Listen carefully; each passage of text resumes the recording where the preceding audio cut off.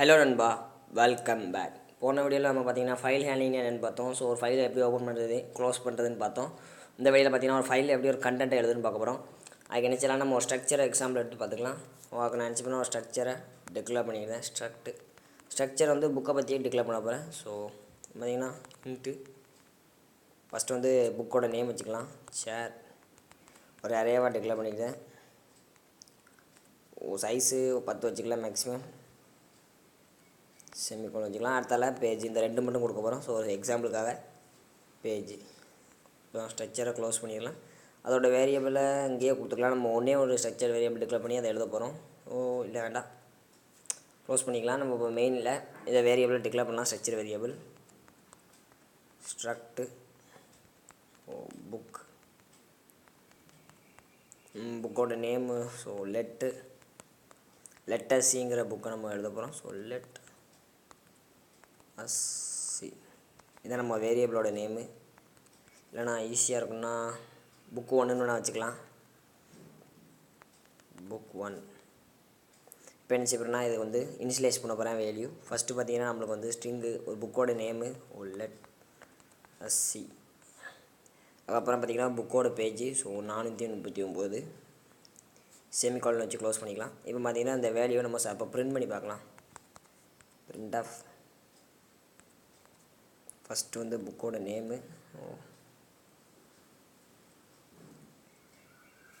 Comma book 1 dot name semicolon வச்சுக்கலாம். Okay, இப்போ run பண்ணி பார்ப்போம்.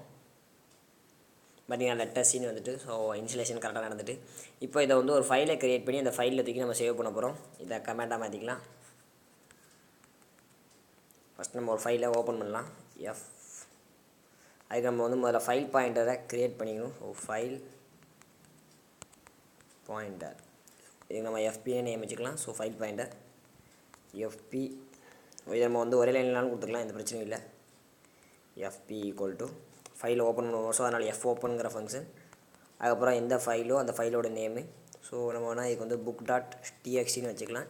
இதை நான் இப்போ தான் க்ரியேட் பண்ண போகிறேன். அதனால் டபிள்யூ மோடில் ஓப்பன் பண்ணேன், அதாவது ரைட் மோட் செமிகாலன் வச்சுக்கலாம். இப்போ வந்து நம்ம புக்கை ஓப்பன் பண்ணியாச்சு. ஸோ புக்கு கரெக்டாக ஓப்பன் ஆகிட்டு அதோட மெமரி அட்ரஸ் நம்மளுக்கு கரெக்டாக வந்துட்டான்னு செக் பண்ணிக்கணும்.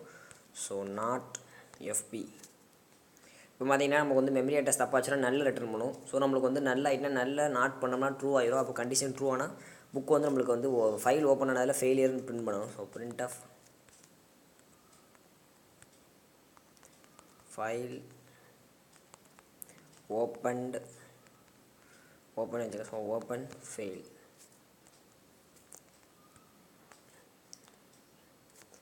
ஓகே, செமிகாலன் வச்சுக்கலாம். அப்படி இல்லைனா நம்ம ஃபைலில் இந்த புக்கோட பற்றி டீட்டெயில்ஸ் எழுதணும். ஸோ அதுக்கு நம்ம யூஸ் பண்ண போகிற ஃபங்க்ஷன் பார்த்திங்கன்னா நம்ம printf scanf யூஸ் பண்ணோம். ஸோ printf பார்த்திங்கன்னா அவுட்புட்டில், அதே மாதிரி fprintfங்கிறத யூஸ் பண்ண போகிறோம். அதாவது ஃபைல் printf, ஃபைல் எழுதுறதுக்கு. ஸோ fprintf இதோட சின்டெக்ஸ் பார்த்தீங்கன்னா ஃபஸ்ட்டு வந்து நீங்கள் எந்த இதை எழுத போகிறீங்க. ஸோ இந்த ஃபைலில் எழுத போகிறீங்க. ஏன்னா நம்ம நிறைய ஃபைல் ஓப்பன் பண்ணால் எக்ஸாம்பிள் நம்ம ஒன்று தான் பண்ணிக்கோம். ஸோ நம்ம எஃபிங்கிற அந்த ஃபைல் லொக்கேஷன் அட்ரஸ்லாம் எழுத போகிறோம். அதுக்கப்புறம் நம்ம printfல எழுதுற மாதிரி எந்த இது. ஸோ %s என்னதுன்னு ஃபஸ்ட்டு வந்து நேம் இருக்குது, அதனால் %s. அதுக்கப்புறம் கொஞ்சம் ஸ்பேஸ் விட்டுக்கோங்க. ஸோ அப்புறம் நம்ம சேவ் பண்ணும்போது இங்கே என்ன கொடுக்குமோ அதே மாதிரி தான் அப்படியே சேவ் ஆகும். அப்புறம் நம்ம வந்து நம்பர் ஆஃப் பேஜ்னு எழுத போகிறோம். ஸோ இதை ரெண்டையும் தான் நம்ம எழுத போகிறோம். அதுக்கப்புறம் இது அதே மாதிரி தான். ஸோ நம்ம printfல எப்படி கொடுப்போமோ அதே மாதிரி கொடுக்கணும், கமா.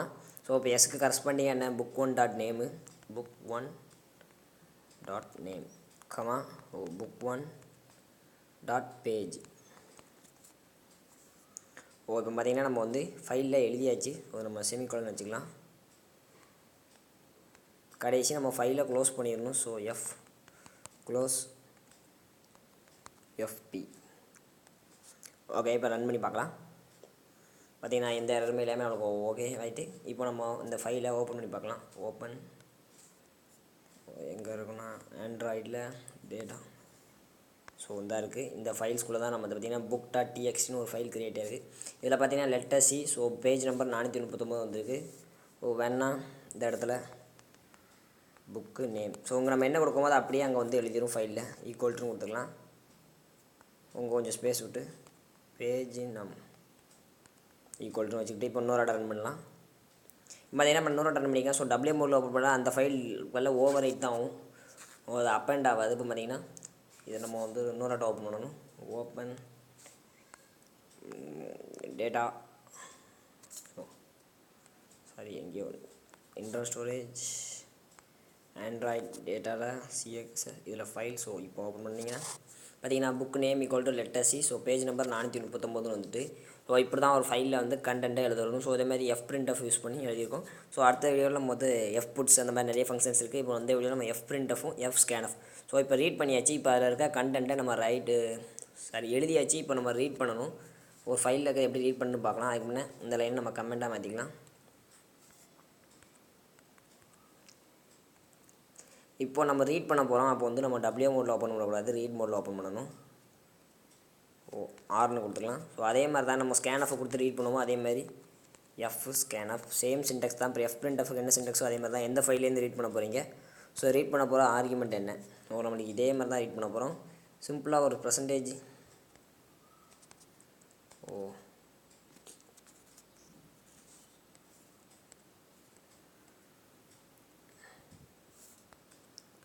பர்சன்டேஜ் எஸ்ஸு பார்த்தீங்கன்னா அங்கே புக்கு நேம் கொடுத்துருக்கோம். ஸோ அப்போ அது ஒரு பர்சன்டேஜ் எஸ்ஸு. அதுக்கப்புறம் இன்னொரு பர்சன்டேஜ் எஸ்ஸு. அதுக்கப்புறம் ஒரு ஈக்குவல் டு கொடுத்துருக்கோம். அது வந்து ஒரு கேரக்டர். So percentage C. அதுக்கப்புறம் ஒரு பர்சன்டேஜ் எஸ்ஸு. ஸோ அது கரெக்டாக நம்மளுக்கு தெரியணும் எந்த இதுன்னு. அப்படி ஆகும்போது நம்மளுக்கு வந்து ஈஸியாக கரெக்டாக அவுட்புட் எதிர்பார்த்த அவுட்புட் வரும். அடுத்தால ஒரு பர்சன்டேஜ் எஸ்ஸு. ஸோ பேஜுக்கு அப்புறம் நம்ம ஒரு ஸ்ட்ரிங்கு தான். அதுக்கப்புறம் பார்த்திங்கன்னா ஒரு இன்டிஜர் இருக்குது. ஓகே, இப்போ இதை தான் நம்ம ரீட் பண்ண போகிறோம். ஸோ இதை வந்து நம்ம ஸ்டோர் பண்ணணும். வேணால் இதை வந்து நம்ம அந்த புக் நேம் கொடுத்துட்டு பார்க்கலாம். ஸோ ஏன்னா அந்த புக் நேம் ஸ்டோர் பண்ண ஒரு வேரியபிள் கிரியேட் பண்ணணும். ஸோ இதில் இருக்க அவ்வளோ ஸ்ட்ரிங்குக்குமே ஒரு வேரியபிள் கிரியேட் பண்ணி ஸ்டோர் பண்ண முடியும். ஏன்னா கிரியேட் பண்ணிடலாம். சியில் தான் கொஞ்சம் கஷ்டம். ஸோ ஒவ்வொன்றுக்கும் ஒரு வேரியபிள் வச்சு ஸ்டோர் பண்ணி தான் கிரியேட் பண்ண முடியும். கேர் பட் அடுத்த வர ஃபங்க்ஷன்ஸ்லாம் பார்த்திங்கன்னா கொஞ்சம் ஈஸியாக இருக்கும். பார்த்தீங்கன்னா 1 2 3 4 5 ஸ்ட்ரிங் தேவைப்படுது. ஸோ நான் ஒரு அரேவாக டிக்ளேர் பண்ணிக்கிறேன். Books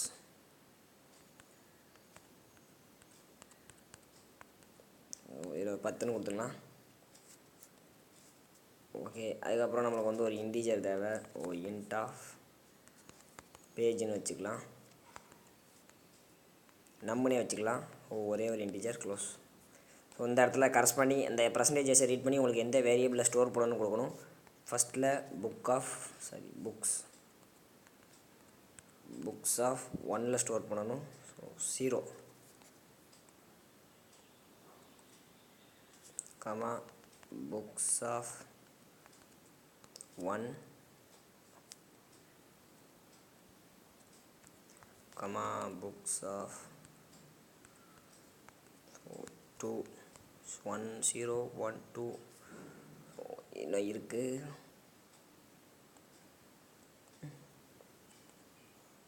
comma books of 3 3 comma books of 4. So வந்துட்டு நீங்கள் 1 2 3 4 5 6 இருக்குது. ஸோ இன்னும் 1 எழுதணும்.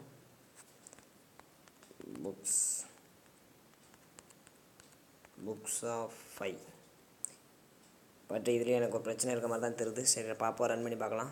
கடைசி நம்ம செமிகோலன் வச்சுக்கலாம். ஸோ இப்போ கரெக்டாக ரீட் ஆகுதான்னு பார்ப்போம், எதுவும் எரர் கட்டுதான்னு. ஸோ செக்மெண்டேஷன் ஃபால்ட் நினச்சதா பார்த்தீங்கன்னா நான் வந்து அரேவாக டிக்ளேர் பண்ணியிருக்கேன். ஸோ ஸ்ட்ரிங்குனா 2 டைமென்ஷனல். ஸோ நான் இங்கே 2 டைமென்ஷனல் டிக்ளேர் பண்ணிக்கிறேன்.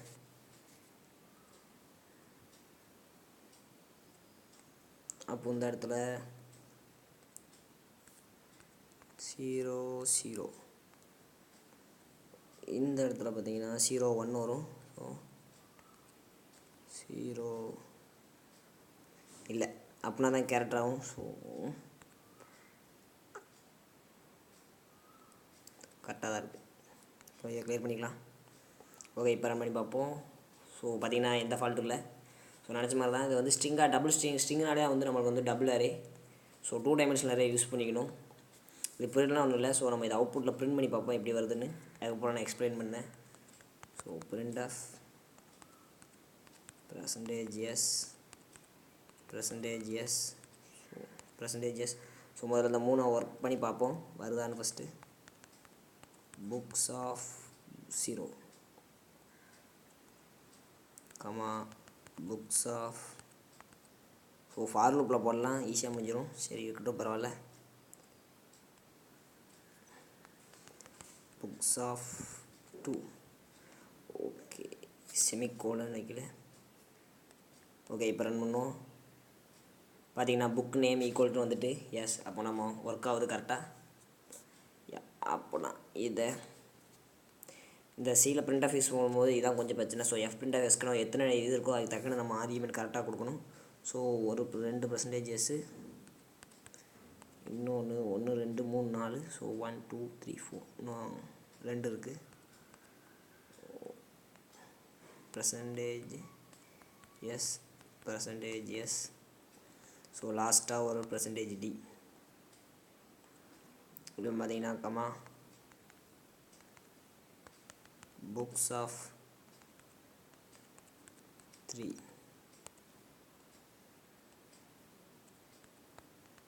books of 4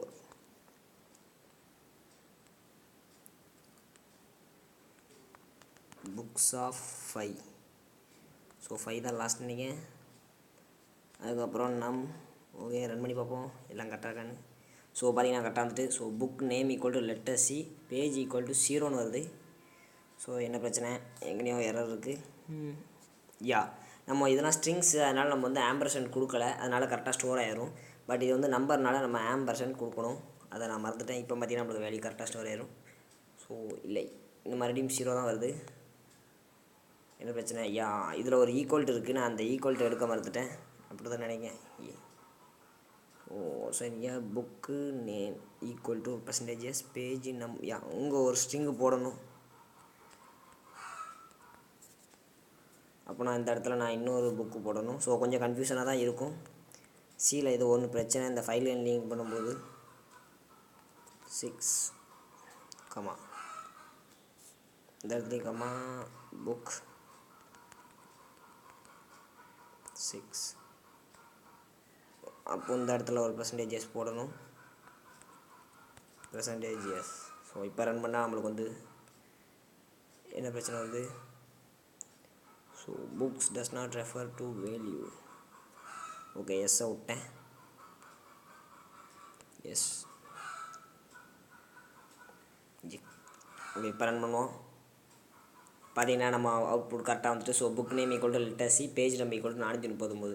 இப்போ பார்த்தீங்கன்னா இப்போ நான் மறுபடியும் இதை fscanf ரீட் பண்ணால் எனக்கு வந்து வெறும் அவுட்புட் தான் வரும்.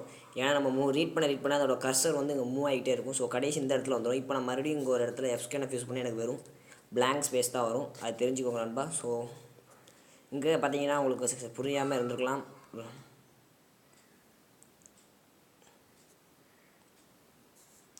பார்த்தீங்கன்னா இந்த 2 டைமென்ஷனல் க்ரியேட் பண்ணியிருக்கேன். ஸோ புக்குன்னு இப்போ பார்த்தீங்கன்னா ஸோ இங்கே வந்து 10 வரும். ஸோ 0 1 2 3 10 வர போகுது. இங்கேயும் 0 1 2 3. ஸோ இதில் அந்த இதில் ஃபுல்லுமே அந்த ஸ்ட்ரிங்கை வச்சுருங்க. ஸோ லெட்டுங்கிற வார்த்தை 0ல் ஸ்டோர் ஆக போகுது. ஸோ அதுக்கப்புறம் பார்த்தீங்கன்னா 1ல் வந்து அஸ்ஸு. ஸோ அப்படி தான் ஸ்ட்ரிங்காக ஸ்டோர் ஆகிருக்கு. ஸோ ஸ்ட்ரிங்கை யூஸ் பண்ணாலே நீங்கள் வந்து 2 டைமென்ஷனல் தான் மேக்ஸிமம் யூஸ் பண்ணணும் இந்த மாதிரி ரீட் பண்ணும்போது. ஸோ அவ்வளோதான் நண்பா, இன்றைக்கி வீடியோ உங்களுக்கு புரிஞ்சிருக்குன்னு நினைக்கிறேன். ஸோ எதுவும் புரியலனா கமெண்ட் பண்ணுங்கள். ஸோ இப்படி தான் ஒரு ஃபைல்லேருந்து சியில் ரீட் பண்ணுறது. So fprintf and fscanf use பண்ணுறது. அப்புறம் பார்த்தீங்கன்னா அந்த கர்சர் வந்து லாஸ்ட்டாக மூவ் ஆயிரும். ஸோ அதை வந்து நீங்கள் மறுபடியும் பழையபடி கொண்டு வரணும். ஃபஸ்ட்லேருந்து ரீட் பண்ணணும்னா அதெல்லாம் வந்து நம்ம அடுத்த வீடியோவில் பார்ப்போம். ஸோ அடுத்த வீடியோவில் சந்திப்போம் நண்பா.